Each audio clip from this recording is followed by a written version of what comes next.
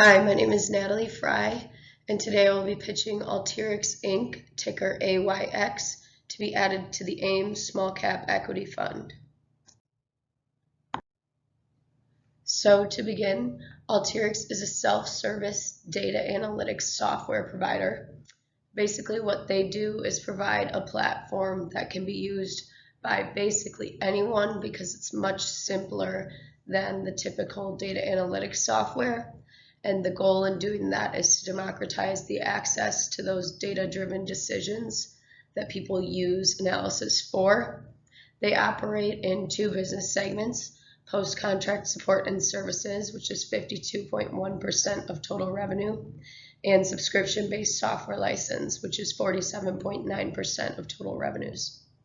So I recommend that Alteryx be added to the AIM Small Cap Equity Fund with a price target of $116.55, which represents a potential upside of 44.52%.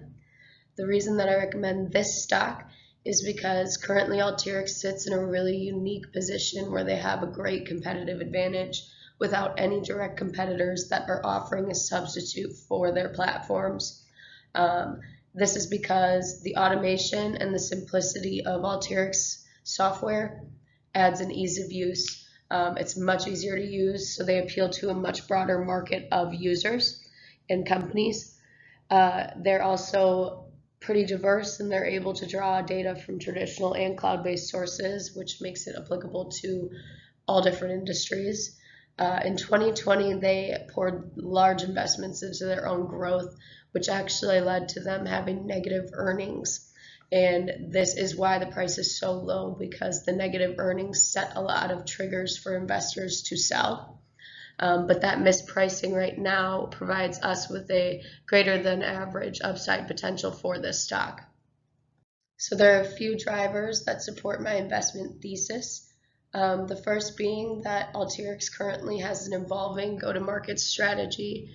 In the past year or so, they've made a lot of strategic shifts in their approach to sales, including their focus on large enterprises to get more high-quality deals over a higher volume of deals. And also, they've shifted their sales reps' compensation to be based on annual recurring revenue rather than the total contract value. So annual recurring revenue provides sort of a better projection for growth in the future. It's a stable foundation of revenue. And they already have really impressive ARR growth. From 2019 to 2020, they went up in ARR about 27%. The second driver is product evolution. So Alteryx has been consistently working on and increasing the ease of use of their platforms, because about 50% of the estimated 49 billion total addressable market is comprised of what is called business users, and those are people who aren't IT professionals and they aren't necessarily equipped with the skill set to code or do any complex things with systems. So they're working on appealing as much as they can to that big portion of the market. And lastly, the strategic partnerships that Alteryx has made and is working on currently offer a huge opportunity for market exposure and an entire other market, essentially. They recently partnered with Snowflake, and the reason that these partnerships are so valuable to companies like Snowflake is because Alteryx products are much faster at processing, and they also take a ton of work off of their shoulders for cloud providers and data warehousers, because they get rid of a lot of the manual, tedious processes required in those providers' offerings. So they're also working on partnerships with F5 as well as Palo Alto Networks, so they have the potential to be exposed to all of the customers of those companies listed on the screen.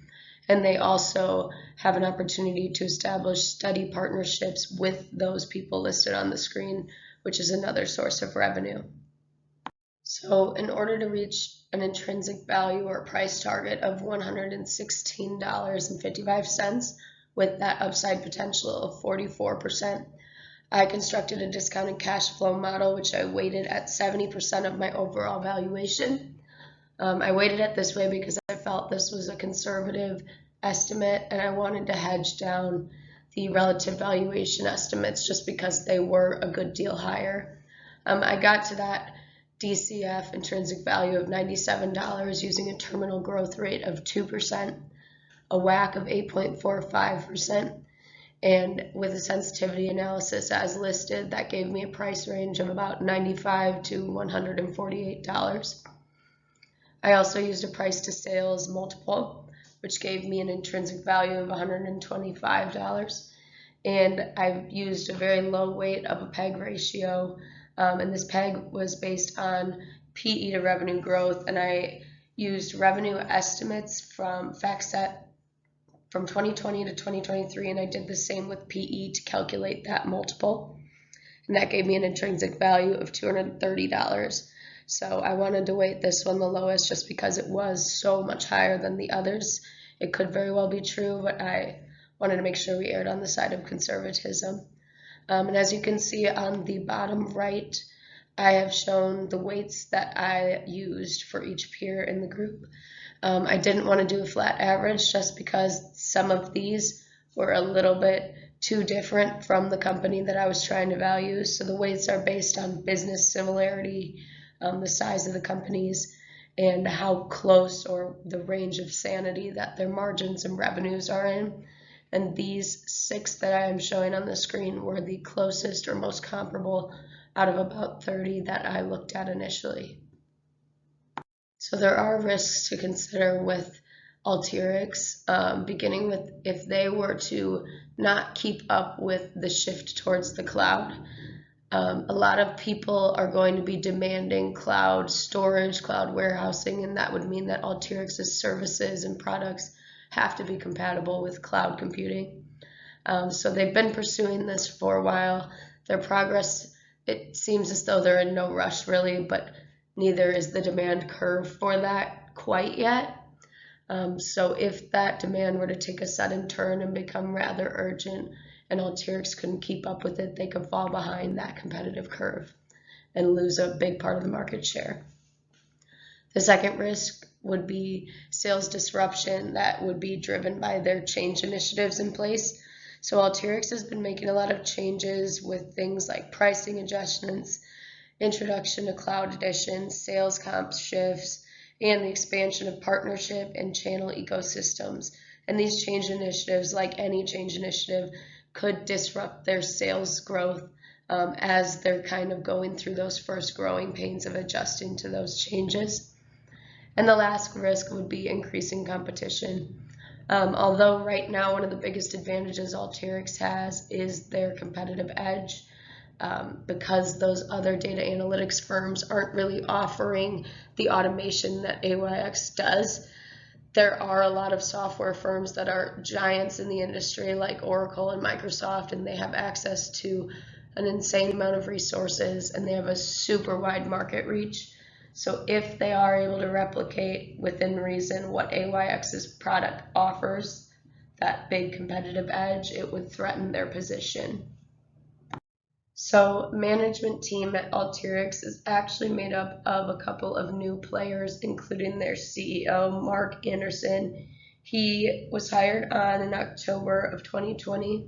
He had previously sat on the board of Alteryx and also had held executive positions at Palo Alto Networks and F5. So he's been harnessing those relationships from his former positions to build partnerships between Palo Alto, F5, and Alteryx. But he's got a great reputation in tech. Then the new product officer, Suresh Patel, was hired really early on in 2021, just at the beginning of February, and he played a huge role in Adobe's transition to cloud computing. So they brought him on. Anderson hired him in order to use his skill set and his abilities to help them do that same thing. And then Kevin Rubin has been the CFO of Alteryx since 2016, and Derek Knudsen has been CTO since 2018. So we have a relatively fresh set of faces on management, but the market consensus is super confident in their capabilities as a leadership team.